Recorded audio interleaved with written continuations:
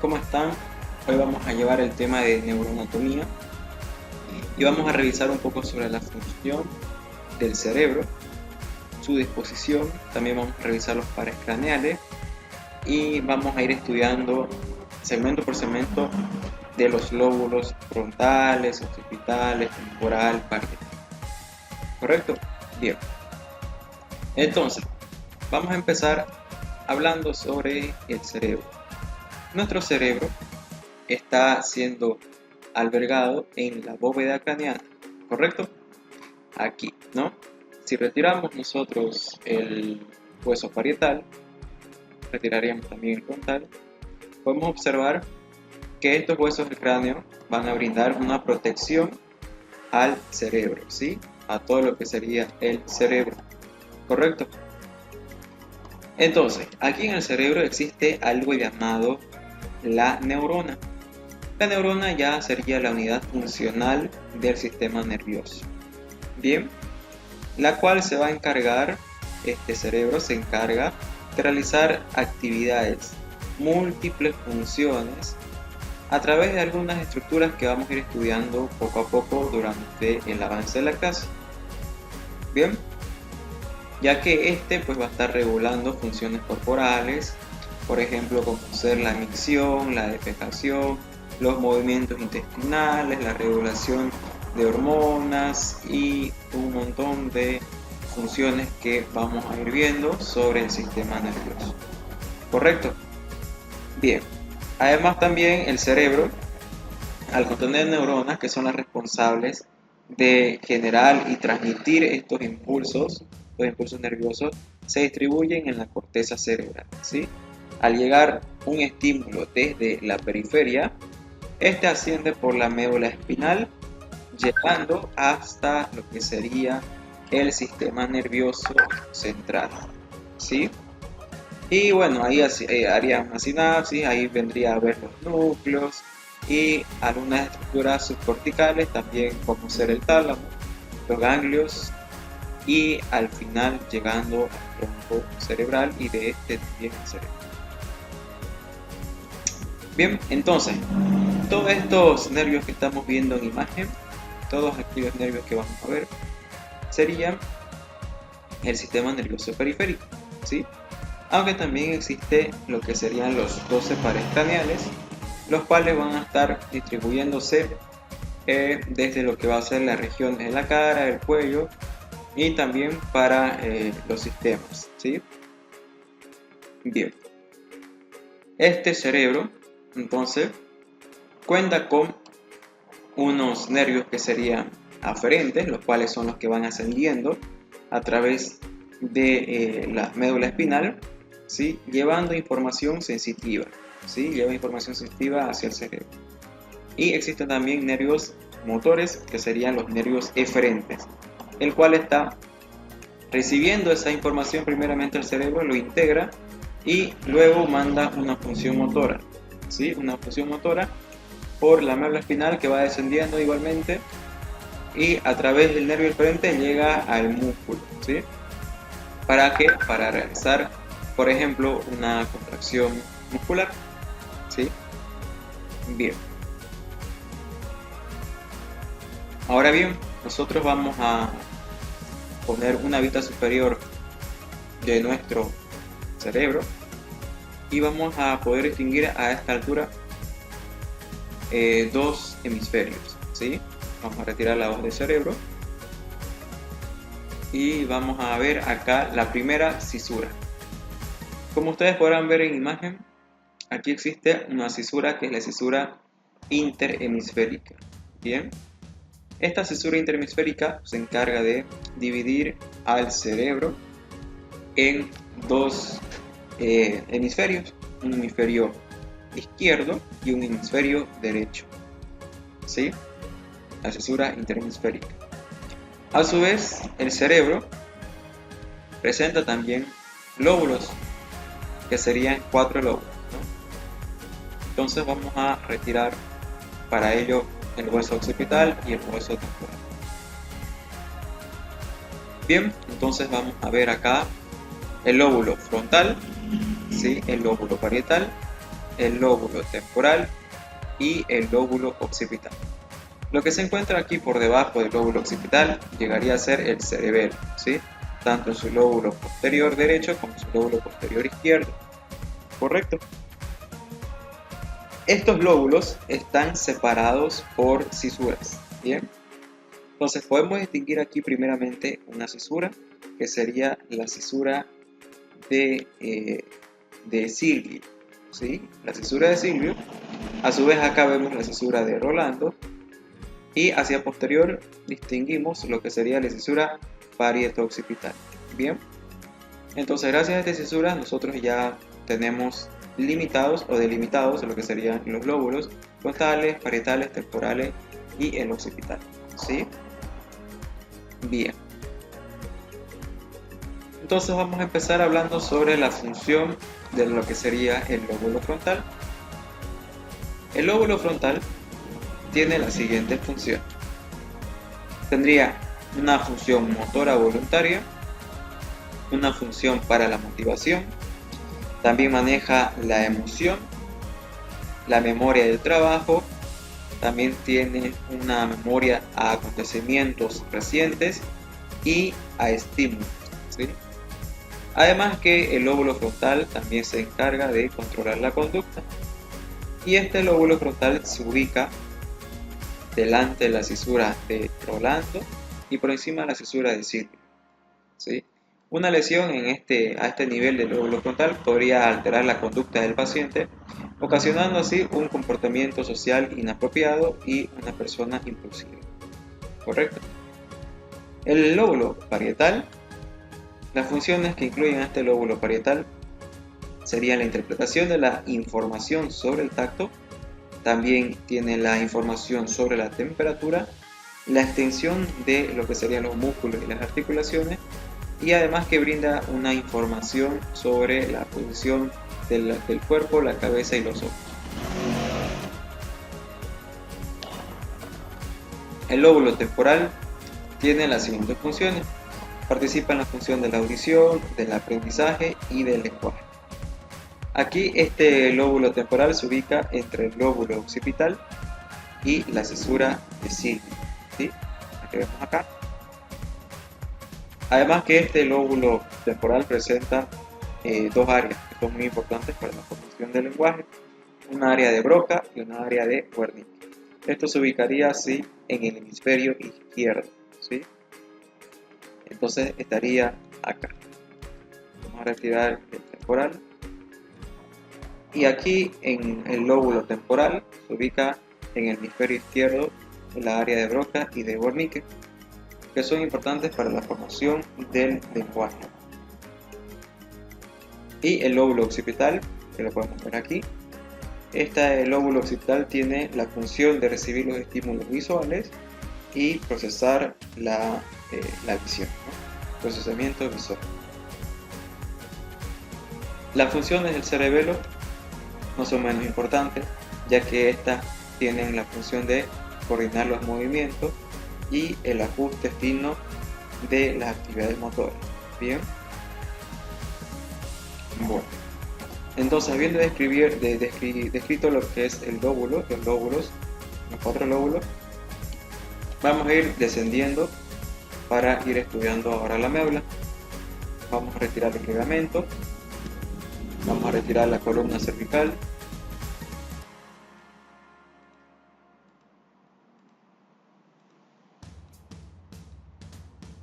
y vamos a retirar la dura madre. Bien, entonces acá lo que estamos viendo sería primeramente el tallo encefálico que da continuación a la médula espinal. ¿Sí? Aquí podemos ver la médula espinal y lo que se ubica primeramente sería el bulbo raquídeo, luego vendría lo que es la protuberancia y el mesencéfalo, pero esto ya formaría parte del tallo encefálico o tronco encefálico. Bien, y lo que estamos queriendo describir ahora primero es la médula espinal, que la vemos acá, que va descendiendo a través de la cavidad medular o también llamada cavidad espinal, ¿sí? O agujero vertebral. Bien, que si lo ponemos en una vista superior podríamos ver lo siguiente. ¿no? Y si tomamos solo una columna, una vértebra, podemos ver el agujero vertebral. Bien, entonces a través de este agujerito vertebral va descendiendo lo que es la médula espinal, pero la médula espinal primeramente desciende desde el foramen magnum del hueso occipital, como podemos ver, ¿no? Vamos a tomar el hueso occipital y vamos a ver el agujero, este gran agujero que llama la atención en el hueso occipital, que es un agujero grande, sería el agujero occipital o foramen magnum, ¿sí? Ahora vamos a volver a poner al sistema nervioso y aquí podemos observar que a través de este foramen magnum va descendiendo lo que sería la médula espinal. Entonces esta misma va descendiendo por toda la columna vertebral, ¿sí? Bien. Entonces en su descenso esta llega hasta el lumbar 2. Bien, vamos a ubicar lumbar 2. Llega entonces hasta esta altura, hasta el lumbar 2. Hasta aquí viene a llamarse la médula espinal. Entonces vamos a retirar lo que sería ya el lumbar 3, L4 y L5. ¿Sí? Vamos a ir retirando. Y también vamos a ir retirando los ligamentos amarillos, los discos intervertebrales. Vamos a retirar igualmente lo que es los ligamentos y la dura madre también, ¿no? Entonces, la dura madre son por los que protegen el encéfalo y la médula espinal, ya que esta dura madre encontramos también la aracnoides y la pía madre, ¿sí? Estas a su vez nos sirven como, por ejemplo, para brindar nutrición y además protegen el encéfalo, ¿sí? Rodeándolo al encéfalo y a la médula espinal. Bien, bueno, entonces aquí a la altura vamos a retirar también lumbar 2, vamos a retirar también el ligamento supraespinoso y vamos a observar el filum terminal, ¿sí? Entonces aquí estamos observando, hasta aquí llegaría el cono medular, que sería de la médula espinal. Entonces vamos a ir retirando y aquí ya podemos ver la médula espinal, el cono medular, y a continuación viene a dar paso a lo que sería la cola de caballo, ¿sí? La cola de caballo que viene trayendo también a través de sus plexos, viene trayendo las raíces nerviosas, lumbares y sacras, que se van a originar del cono medular a esta altura, ¿sí? Se originan a esa altura del cono medular y a esas raíces nerviosas. Bien, bueno, entonces esto crece para una velocidad más rápida de que la médula espinal se dé en el desarrollo del feto, ¿sí? Y si retiramos la cola de caballo podemos observar el filum terminal, ¿sí? Aquí lo podemos ver, al filum terminal, que lo tenemos de imagen, ¿sí? Y igualmente va descendiendo, ¿no? Acompañando a la cola de caballo. Bien. En el trayecto entonces de la médula espinal van a ir distribuyéndose 31 pares de nervios espinales, ¿sí? Que se van a ir ramificando, los mismos hacia distintas ubicaciones del cuerpo humano. Aquí en la médula espinal encontramos también algo importante, que sería el líquido cefalorraquídeo, ¿sí? Este líquido cefalorraquídeo, que también se encuentra a nivel cerebral, en el encéfalo, y que pues su función va a ser de brindar amortiguación ante pequeños traumatismos, ¿sí? Y además también participa en la nutrición de estos tejidos, ¿no? En nutrición y los elementos de desecho. Bien, bueno, si nosotros ubicamos entonces lo que sería a nivel cerebral, primeramente a nivel espinal, vamos a tratar de ubicar lo que sería la sustancia gris y la sustancia blanca. Para ello vamos a tomar parte de la médula espinal y aquí estamos viendo solamente la médula espinal, ¿no? Estamos viendo el trayecto de la médula espinal y lo que quiero mostrarles es lo siguiente. Bien, aquí entonces estamos viendo en la médula lo que sería aquí la sustancia blanca que viene rodeando a la sustancia gris. Ojo que esto es solamente en la médula espinal porque a nivel cerebral cambia, ¿sí? La sustancia blanca se encontraría en el centro y la sustancia gris se encontraría rodeando a la sustancia blanca. Pero hablando solamente de la médula espinal, aquí estamos viendo que la sustancia blanca se encuentra en la periferia y la sustancia gris se encuentra en el centro, ¿no? Esta sustancia gris que tiene una forma de H o de mariposa, que la vemos aquí en la médula espinal. Bien, entonces a través de esto, si nosotros podemos ver acá y lo ponemos de la siguiente manera, ¿sí?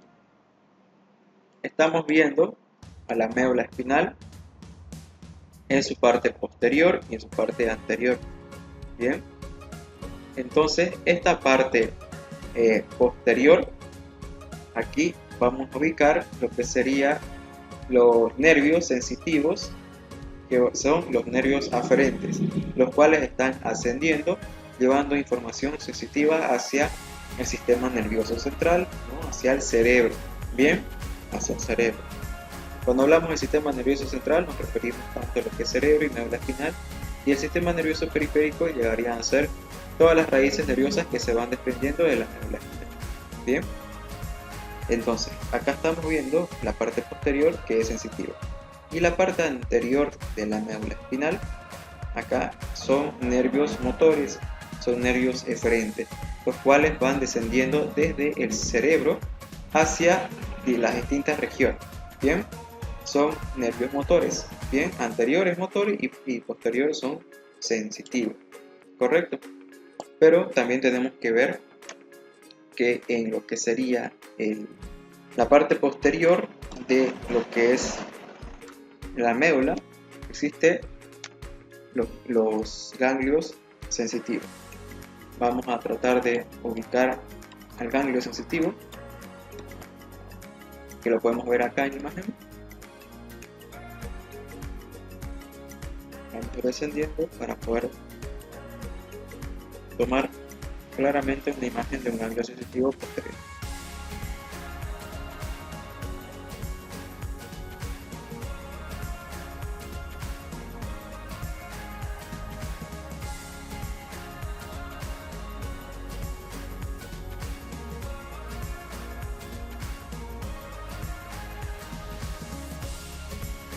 Bien, aquí estamos viendo entonces, vean ustedes, acá se ubica un ganglio sensitivo en lo que sería la columna posterior, en la parte posterior de la médula espinal, que está descendiendo acá, ¿no? La médula espinal, y aquí vemos un ganglio sensitivo.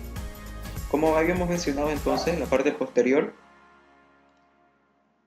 esta parte posterior va llevando lo que serían los nervios sensitivos, que son ascendentes, es decir, aferentes, y llegan hasta lo que sería el cerebro, ¿no? Hasta el cerebro, ¿sí? Y este ganglio sensitivo es importante. Vamos a ubicarlo de nuevo. Aquí podemos verlo, al ganglio sensitivo. ¿Por qué es importante este ganglio sensitivo que vemos en la imagen? Ahí está acá. Porque acá se produce a veces la primera sinapsis, ¿sí? Y además una de sus funciones es unir y dar protección a las neuronas que van ascendiendo por la médula espinal hacia el cerebro. ¿Bien? Y luego ubicamos acá un nervio mixto, ¿sí? Ubicaríamos aquí un nervio mixto, que lo estamos viendo acá, donde está la flecha, y este nervio mixto manda y recibe información de la periferia al sistema nervioso central y viceversa. ¿Bien? ¿Correcto? Bueno. Si tomamos nuevamente que sería la médula espinal, y nos dirigimos hacia la sustancia blanca y la sustancia gris en la médula espinal, en la parte posterior y la parte anterior, columna posterior y anterior. Tendríamos que ver lo siguiente, ¿sí? En la médula espinal, en la sustancia gris se va a encontrar parte de la neurona, ya que la sustancia gris va a contener el soma o cuerpo neuronal, ¿sí? También al núcleo de la neurona. Y lo que sería la sustancia blanca, la que está rodeando la sustancia gris, se ubicaría lo que serían las neuronas en los axones neuronales o el axón terminal, o también llamado dendrita. Bien, en lo que sería la sustancia blanca, ¿correcto? Bueno, ahora si volvemos de nuevo a nuestro cerebro y vamos a tratar de ubicar, entonces vamos a dirigirnos a al siguiente corte coronal para poder ubicar en el cerebro, como les decía, en el cerebro la sustancia blanca que vemos acá. Esta sustancia blanca se encuentra en el centro y la sustancia gris está rodeando a nivel cerebral a la sustancia blanca. Bien, la sustancia gris, ¿correcto? Bien. Entonces, para comprender mejor lo que sería la función de la neurona, vamos a graficar la neurona en nuestra pizarra. Bien, entonces vamos a dibujar aquí a nuestra neurona.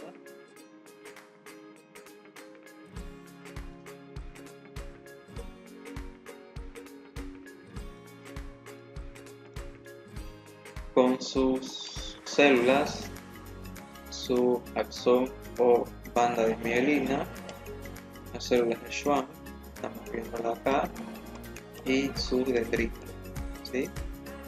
Entonces acá vemos el núcleo de la neurona.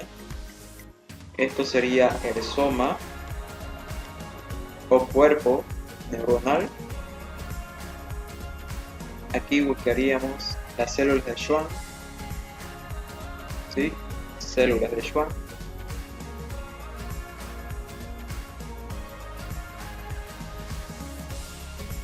Aquí también veríamos el axón o banda de mielina, ¿sí? Y finalmente estamos viendo las dendritas, o también denominado axón terminal. Bien, bueno, entonces esta es una neurona, ¿sí? Una neurona en la cual se va a transmitir el impulso o los estímulos externos e internos en el cuerpo humano, llegando así hasta el cerebro para procesar, integrar y recibir la información, y en casos puedes mandar una información motora. Entonces vamos a ubicarnos aquí, vamos a hacer un zoom primero de lo que sería la membrana plasmática. Bien, ¿cómo es que sucede la transmisión de este impulso? Entonces para ello hablaríamos de la membrana plasmática, en la cual esta misma membrana estaría en un potencial de reposo, sin ningún tipo de estímulo. Entonces estaría en un potencial de reposo. En la membrana plasmática, en la parte externa, existiría carga positiva, que estaría dado por el sodio, y en la parte interna de la membrana plasmática existe carga negativa, que está dado por el potasio. Bien, esto en un potencial de reposo en la membrana plasmática, ¿correcto? Ahora, ¿qué sucede si existe un estímulo, ¿no? Este potencial de reposo pasaría a un potencial de acción. Un potencial de acción que sería la misma membrana plasmática, pero en un potencial de acción. ¿Bien? Entonces, nuevamente la membrana plasmática representada en esta línea. Toda la carga positiva ingresaría dentro de la membrana plasmática, en la neurona, y la carga negativa sale. ¿Sí? Entra carga positiva y sale carga negativa. Es decir, que estaría entrando el sodio y estuviera saliendo el potasio, ¿no? Bien. Pero esto sería en un potencial de acción, ¿sí? Cuando se produce algún tipo de estímulo dentro de la membrana plasmática en la neurona. Bien. Entonces, a lo cual se llamaría aquí la despolarización de la membrana. La despolarización de la membrana, ¿sí? Porque está entrando la carga positiva y está saliendo la carga negativa. Bien, bueno. Ahora bien, para que todo esto se transmita hacia el cerebro, esto tiene que existir a través de sinapsis, ¿sí? A través de lo que se llama la sinapsis. Bien. Entonces, esta sinapsis encontramos un elemento que sería presináptico, el elemento presináptico y el elemento postsináptico, ¿sí? En la membrana y en la neurona. Entonces, este elemento, este de aquí sería el elemento presináptico, ¿sí? Presináptico, y aquí estaríamos viendo el elemento postsináptico. Bien. Entonces, estos neurotransmisores que vamos a graficarlos por mediante puntitos, vamos a graficarlos por puntitos. Estos neurotransmisores están transportando al calcio, al sodio, no al calcio, al sodio, transportan el sodio, ¿sí? Hacia la hendidura sináptica, ¿sí? De la hendidura sináptica. Y en el elemento postsináptico existen unos receptores, estos receptores que toman al sodio que ha salido a la hendidura sináptica, ¿sí? Los receptores, al tomar al sodio que está ya en la hendidura sináptica, ya ha salido a la hendidura sináptica este sodio, pasa gracias a los receptores al elemento postsináptico, ¿sí? Ingresando el sodio y ocasionando en esta neurona también lo que sería la despolarización, lo mismo que hemos graficado acá. Ocasiona también la despolarización, ¿sí? En el elemento postsináptico, la despolarización de la membrana. Bien, esto se da a través de la sinapsis y de esta manera llega hacia el sistema nervioso central, es decir, médula espinal y cerebro. Bien, pero ¿cómo es que entonces llega esta información hacia el cerebro? Si ya hemos mencionado la neurona, el potencial de reposo, el de acción y la sinapsis. Siempre y cuando exista un estímulo externo o interno, donde aquí vamos a hacer una vela que al tocar con el dedo ocasionaría lo que sería. Bien, entonces continuando, tuvimos por unos problemas técnicos. Estábamos mencionando sobre el estímulo que debería existir para ocasionar todo lo que hemos ido remarcando. Entonces, ante un estímulo externo, vamos a dibujar acá una llama, una vela, ¿sí? La cual estaríamos teniendo contacto a través del dedo, ocasionando así un estímulo, ¿no? llevando esta información por la neurona a través de la membrana plasmática, ocasionando el potencial de acción y ocasionando así la sinapsis entre los elementos pre y post sinápticos, ¿no? Bien, entonces al existir este estímulo llega al cerebro mediante la médula espinal. Entonces vamos a graficar a la médula espinal ahora. Bien, entonces en la médula espinal, como ya lo vimos en lo que sería nuestro modelo anatómico, ¿sí? Hoy lo ubicaríamos de la siguiente manera: la médula espinal con sustancia gris y sustancia blanca. Bien,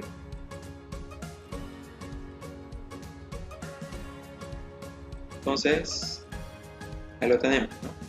La sustancia blanca rodeando la gris, sustancia blanca, y la sustancia gris en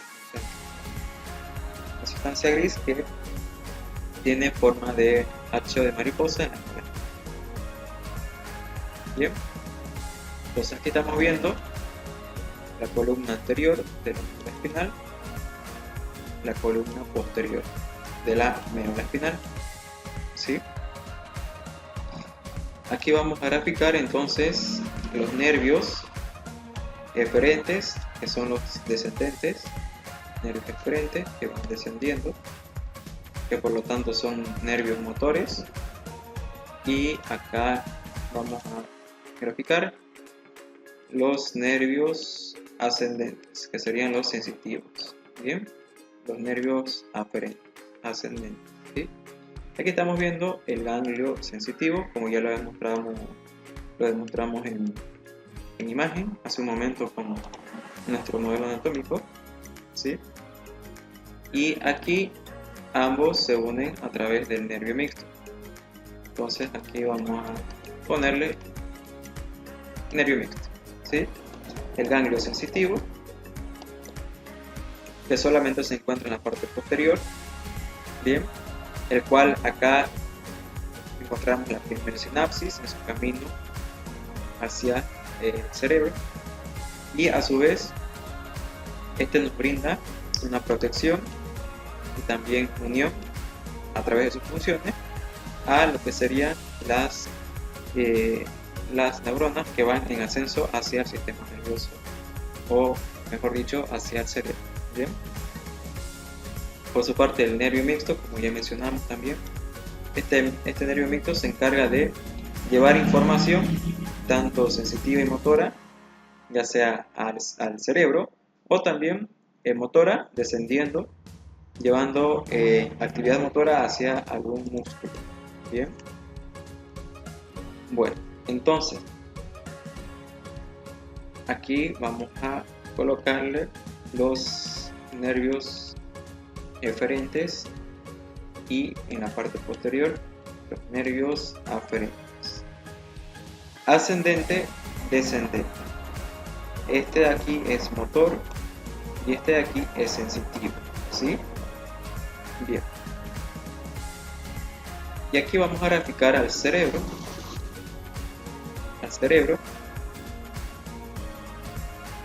El cual la parte posterior lleva información al cerebro y la parte anterior lleva información hacia la periferia. Bien, y la disposición de la sustancia gris y la sustancia blanca en el cerebro, como ya hemos visto, en corte coronal sería de la siguiente forma. Bien, la sustancia gris y la sustancia blanca es un corte coronal del cerebro, ¿sí? Del cerebro estamos viendo un corte coronal de lo que sería el cerebro, ¿sí? Entonces aquí ubicamos a la sustancia blanca. Bien, y acá ubicaríamos a la sustancia gris, ¿no? La sustancia gris, muy distinto de lo que es en la médula espinal. Bien, finalmente vamos a graficar a la neurona en lo que sería la médula espinal. Como mencionamos, la neurona En la sustancia gris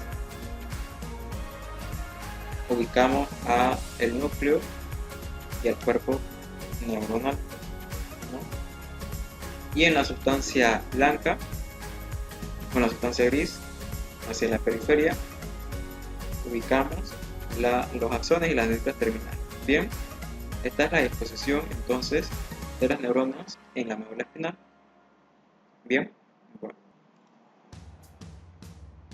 Y de esta manera entonces se ha transmitido la información desde un estímulo externo a través de la neurona, alterando su membrana plasmática, ¿sí?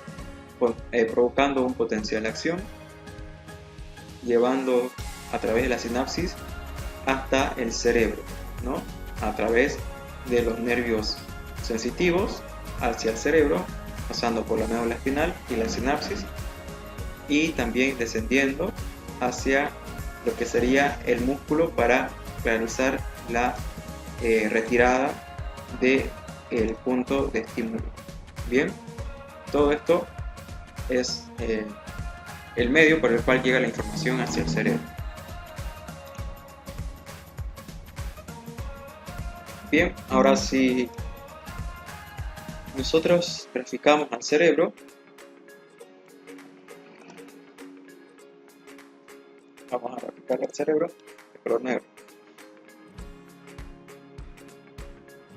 Decíamos que encontramos cisuras, ¿no?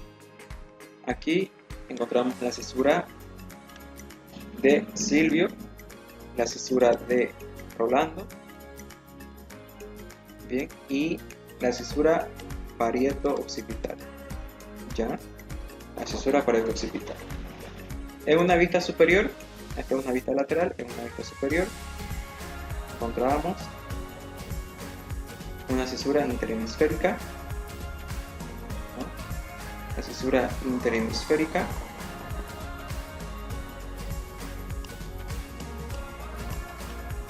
el cual dividía al cerebro en un hemisferio izquierdo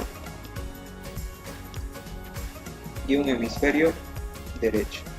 Bien. Y gracias a estas cisuras nosotros podemos ubicar el lóbulo frontal, el lóbulo temporal, el lóbulo parietal, el lóbulo occipital, ¿sí? Y las funciones que ya hemos mencionado de los lóbulos. Bueno, en el tallo encefálico, que vamos descendiendo, el tallo encefálico, vamos a colocar al tallo encefálico, ¿sí? Entonces, graficamos nuevamente al cerebro. A esta altura vamos a graficar al cerebelo, al mesencéfalo, a la protuberancia, al bulbo raquídeo y la médula espinal finalmente, ¿no? Bien, entonces acá vamos a colocarle cerebro, aquí vamos a colocar cerebelo,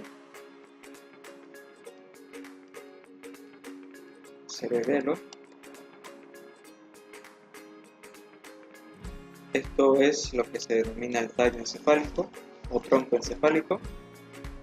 Aquí esto sería el mesencéfalo, este sería la protuberancia o puente de Barolio, protuberancia o puente de Barolio,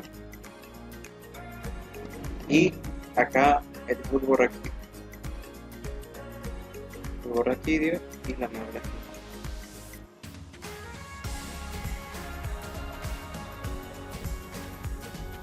Bien, bueno, entonces algo muy importante para mencionar es que en el bulbo raquídeo este se encarga de tener y controlar las funciones, es decir, los regula a la función, como sea la frecuencia cardíaca, la frecuencia respiratoria, y la vasoconstricción de los vasos, ¿sí? Como sus funciones. Y ya hemos mencionado las funciones de la membrana espinal, ¿sí? Hemos hablado sobre su trayecto y lo demás, ¿bien? Ahora vamos a ir hablando sobre lo que es los pares craneales, ¿bien? A nivel cerebral se origina el primer y segundo par craneal, ¿bien? En el tallo encefálico, en el mesencéfalo, se origina lo que es el tercer y cuarto par craneal. En la protuberancia o puente variolar se origina lo que sería el quinto, sexto, séptimo y octavo par craneal. Y en el bulbo raquídeo se origina el resto, el noveno, el décimo, el 11 y el 12 par craneal. Bien, y cada uno con sus funciones. Entonces vamos a ir a nuestro modelo anatómico. Bien, entonces estamos viendo nuestro modelo anatómico con los pares craneales, ¿sí? Entonces vamos a ir mencionando las funciones de los pares craneales. Vamos a empezar por el primer par craneal. Primeramente lo vamos a ubicar. El primer par craneal, que sería el olfatorio. Bien, entonces ahí lo tenemos, correcto. El primer par craneal que se origina en el cerebro. Bien,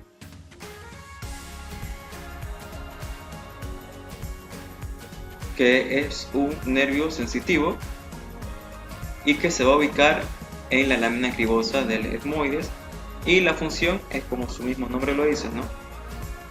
Da el olfato, ¿sí? Ahora nos dirigiríamos a el segundo par craneal, que sería el óptico. Bien, al óptico. Ahí lo tenemos, que se va a ir dirigiendo hacia la región de los ojos.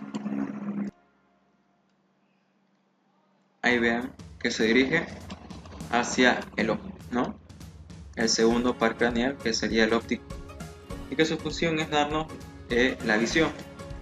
Bien, vamos a irnos al tercer par craneal, que sería el motor ocular externo, o también llamado oculomotor, que igualmente tiene una de las funciones que son motoras, dando los movimientos de los ojos y la contracción o constricción de la pupila.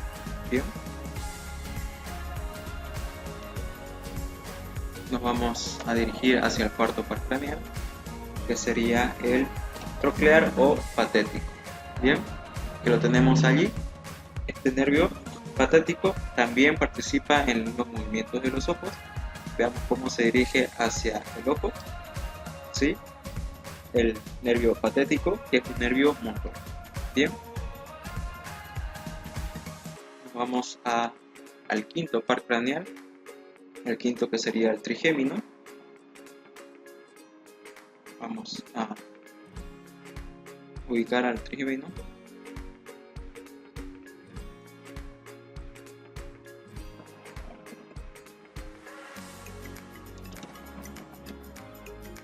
Y lo encontramos ahí.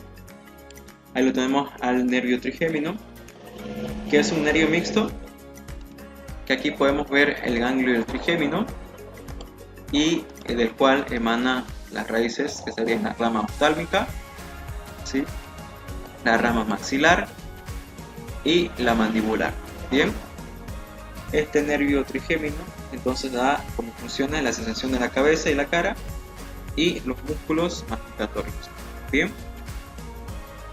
ahora nos vamos a dirigir al sexto par craneal, el abducens, o también llamado motor ocular externo.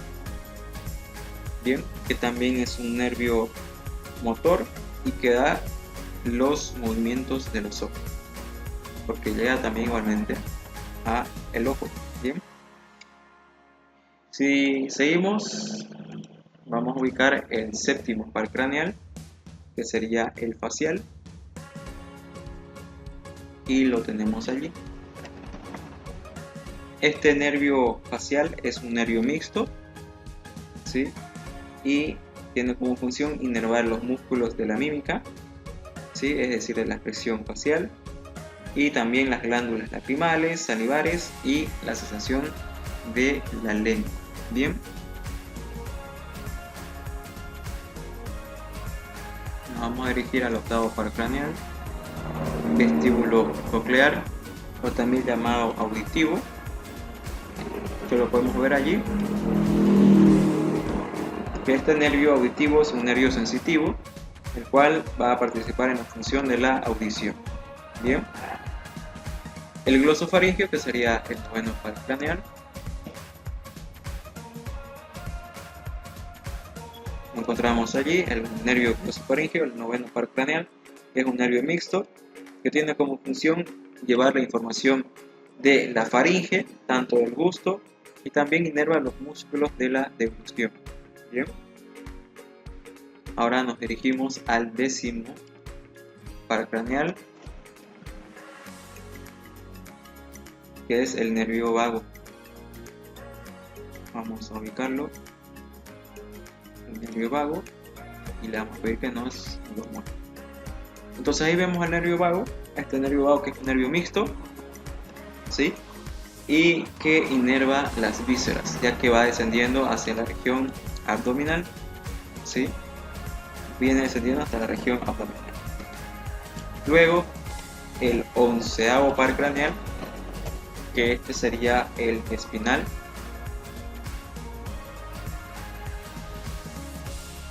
Lo vamos a ver allí. El onceavo par craneal, el espinal, que es un nervio motor y que va a inervar a los músculos del cuello, de la cabeza, y va a brindar también los movimientos de los mismos, ¿sí? Y finalmente al doceavo par craneal, que sería el hipogloso, que lo tenemos ahí. Es un nervio motor y su función es dar o brindar los movimientos de la lengua. ¿Correcto? Entonces ya hemos visto a los 12 pares craneales, que son muy importantes. Bien. Entonces ahora vamos a ver a los plexos, los cuales ya van a ir formando parte del sistema nervioso periférico, de los cuales van a ir saliendo de lo que es la médula espinal, ¿no? Como mencionábamos, salen 31 pares de nervios craneales, entonces van a ir dirigiéndose hacia distintas regiones. Entonces vamos a ubicar primeramente el plexo cervical.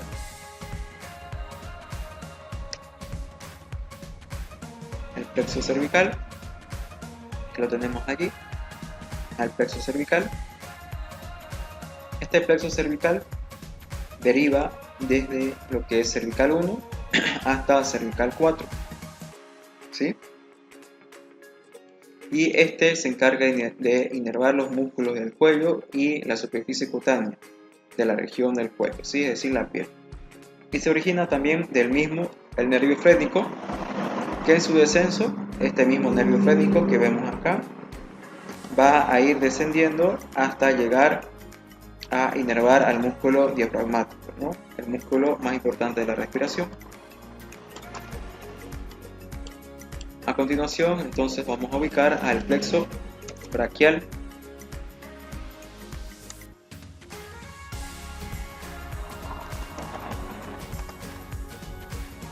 El plexo braquial, que lo tenemos allí, el plexo braquial.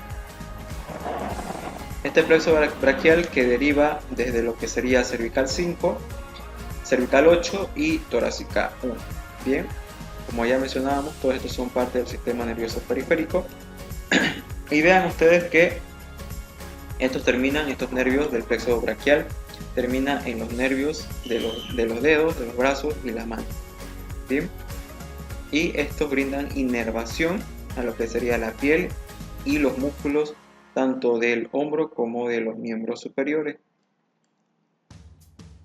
Vamos a ir ahora a dirigirnos a lo que sería el plexo lumbar,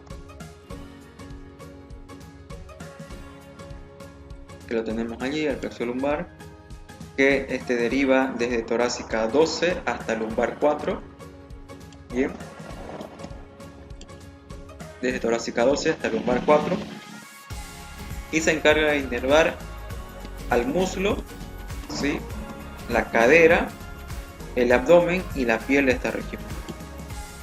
Y finalmente el plexo sacro. Plexo sacro. Y este plexo sacro deriva ya de lumbar 4 y sacro cuarto. Bien. Entonces de aquí salen unas ramas que son las más importantes, como ser el nervio ciático y el nervio pudendo. El nervio pudendo, que va a inervar el perineo y la piel de los genitales. ¿Bien? El nervio pudendo. Y el nervio ciático va a inervar a los músculos de la pierna, como ser el semimembranoso, el semitendinoso y el aductor mayor. Bien. Además, este nervio ciático llega hasta lo que sería la planta del pie. Bien. Y a través de esto vamos a poder ver a los nervios espinales o raquídeos, que estos son, por ejemplo, 8 pares cervicales. Podemos ubicar luego los 12 pares torácicos, los 5 lumbares, los 5 sacros y un par coxígeo, ¿sí? Un par coxígeo. Bueno, y aquí vamos a ver en un corto sagital lo que sería el cerebro, la parte interna. Bien, entonces vamos a ubicar acá al hipotálamo.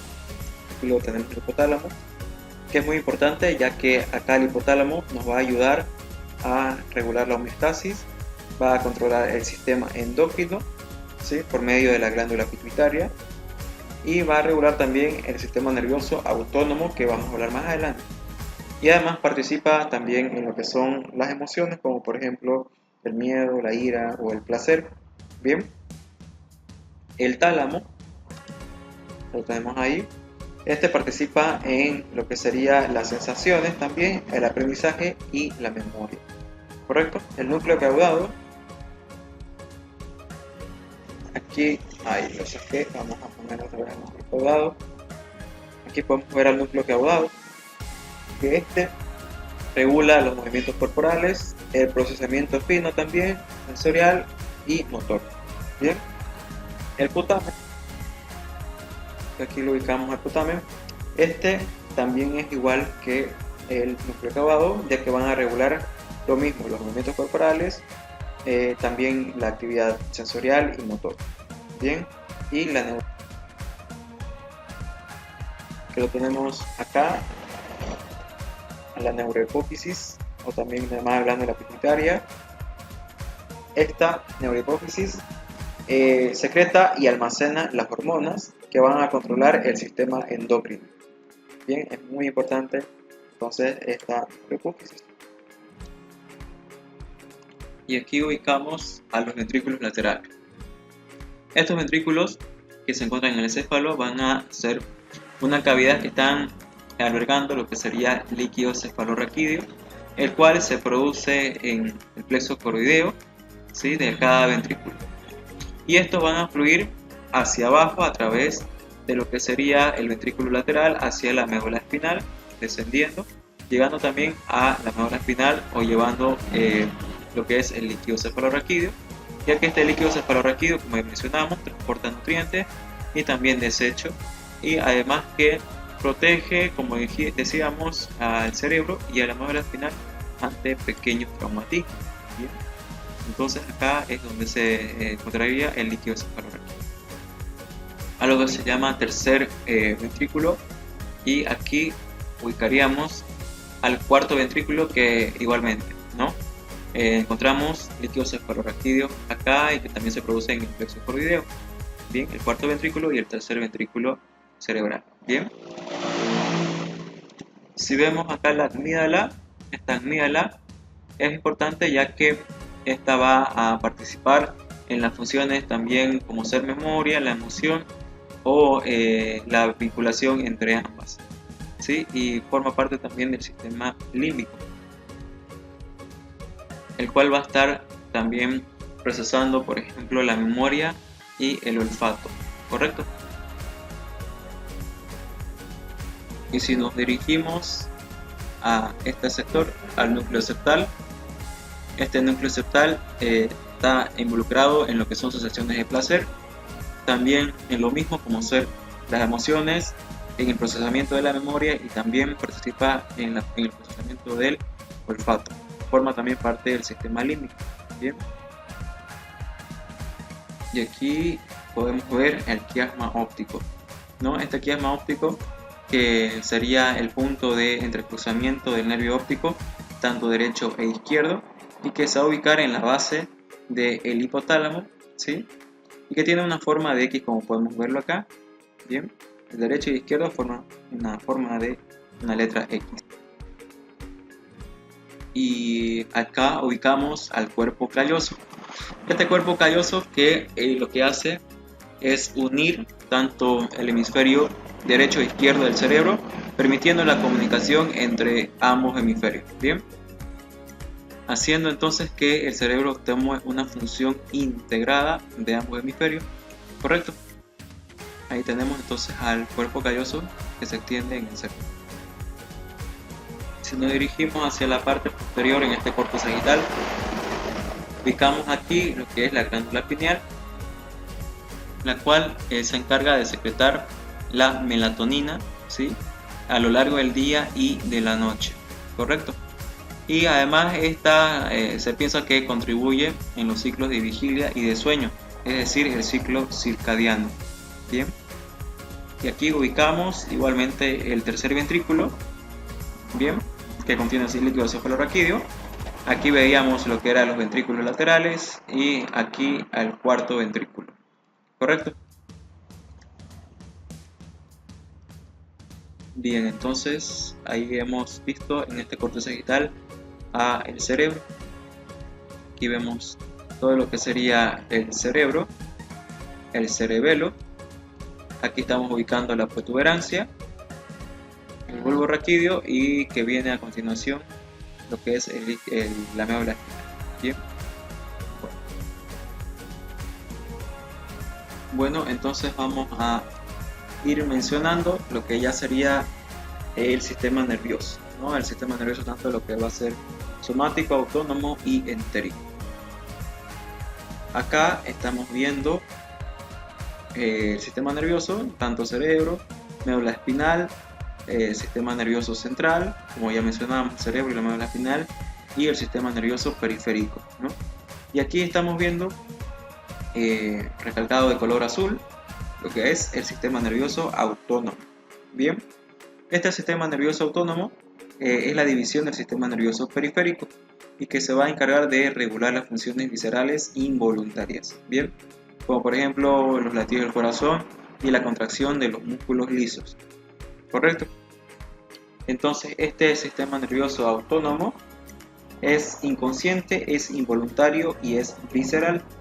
Bien, tiene neuronas sensitivas, que son las sensoriales, y tiene neuronas motoras.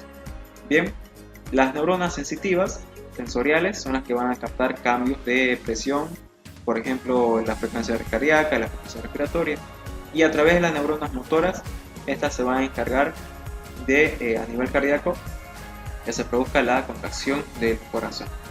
Bien, entonces igualmente este sistema nervioso autónomo cuenta con un sistema nervioso simpático y parasimpático. El sistema nervioso simpático nos prepara para la lucha, para la huida, bien, aumentando la frecuencia cardíaca, la frecuencia respiratoria o igualmente en una actividad física. Bien, y el sistema nervioso parasimpático, ese nos vuelve a una situación de reposo, ¿correcto? Entonces, por ejemplo, disminuye lo que sería la frecuencia cardíaca, la frecuencia respiratoria, ¿no? El sistema nervioso parasimpático, como su mismo nombre lo dice, para al simpático, ¿correcto? Bueno, y el sistema nervioso autónomo se encarga de estímulos externos, ¿correcto? Es decir, a través de sus neuronas sensitivas y sus neuronas motoras, que como ya mencionábamos, neuronas sensitivas son las que van ascendiendo y las motoras son las que van descendiendo. Y finalmente el sistema nervioso entérico. Este sistema nervioso entérico se va a encargar del funcionamiento del aparato digestivo mediante dos plexos, un plexo de Meissner y un plexo de Auerbach. El plexo de Meissner que se va a localizar en la submucosa y que se encarga de regular las secreciones de las glándulas en el aparato digestivo, y el plexo de Auerbach que es el encargado de la motilidad gastrointestinal, ¿sí? Bien. Y para finalizar vamos a hablar sobre la irrigación cerebral a través del polígono de Willis. Entonces, desde lo que sería el ventrículo izquierdo, donde se origina la aorta ascendente, dando sus primeros ramos que serían las coronarias, se continúa como el callado aórtico, ¿sí? O arco aórtico, dando sus ramas que serían el tronco brachiocefálico, la arteria carótida común izquierda y la arteria subclavia izquierda. Este tronco brachiocefálico, de él nace la arteria subclavia, y del tronco brachiocefálico también nace la arteria carótida común, ¿sí? La arteria carótida común derecha, que va ascendiendo, ¿sí? Va ascendiendo en sus porciones. Y veíamos la cervical, aquí vamos a ver la porción cerebral, y en su trayecto termina esta arteria carótida junto con la arteria cerebral media, ¿sí? Igualmente lo mismo en el lado izquierdo, carótida común izquierda que sigue ascendiendo terminando en la arteria cerebral media. Bien, este mismo tronco brachiocefálico que originaba la arteria subclavia, de la arteria subclavia nace la arteria vertebral, y esta arteria vertebral se dirige por los agujeros vertebrales, ¿sí? En su trayecto en la parte posterior para ir dirigiéndose hacia lo que sería el cerebro. Bien, entonces asciende y aquí forma el tronco basilar, ¿sí? La arteria basilar, de la cual van a nacer los siguientes ramos. Veamos que aquí se origina una arteria cerebelosa, ¿no? La arteria cerebelosa posterior inferior, que va a irrigar la parte posterior e inferior de lo que sería el cerebelo. Bien, otra arteria que es la arteria anteroinferior, que igualmente irriga el cerebelo, y finalmente aquí estamos viendo la arteria cerebelosa superior, ¿no? Todas ellas irrigando al cerebelo. De esta misma arteria basilar se origina una arteria que sería la cerebral posterior, como vemos acá, la cerebral posterior en el polígono de Willis, y aquí estamos viendo la arteria comunicante posterior, ¿no? Entonces viene la arteria basilar, primeramente la arteria vertebral que asciende, forma la arteria basilar, luego da la arteria cerebral posterior, la arteria comunicante posterior. De aquí se origina lo que sería, y vamos a ver, a la arteria cerebral media, llegando a ella la arteria carótida interna. Bien, luego se continúa como la arteria cerebral anterior, y aquí ubicamos la arteria comunicante anterior en el polígono de Willis, ¿sí? Y aquí vemos un ramo que es la arteria oftálmica, ¿correcto? Entonces la arteria cerebral media, que la vemos en imagen, esta se encarga de brindar irrigación al lóbulo frontal, al lóbulo parietal y al lóbulo temporal, ¿sí? Por su parte, la arteria cerebral anterior, que la vemos acá, se encarga de dar irrigación tanto a lo que va a ser el lóbulo frontal, ¿sí? Y al lóbulo parietal.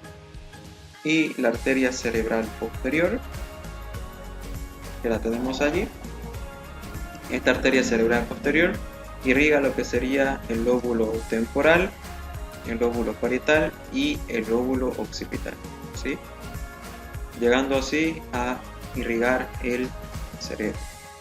Bien, entonces con esto hemos concluido la clase de hoy sobre neuroanatomía. Muchas gracias y muchos éxitos. Hasta luego.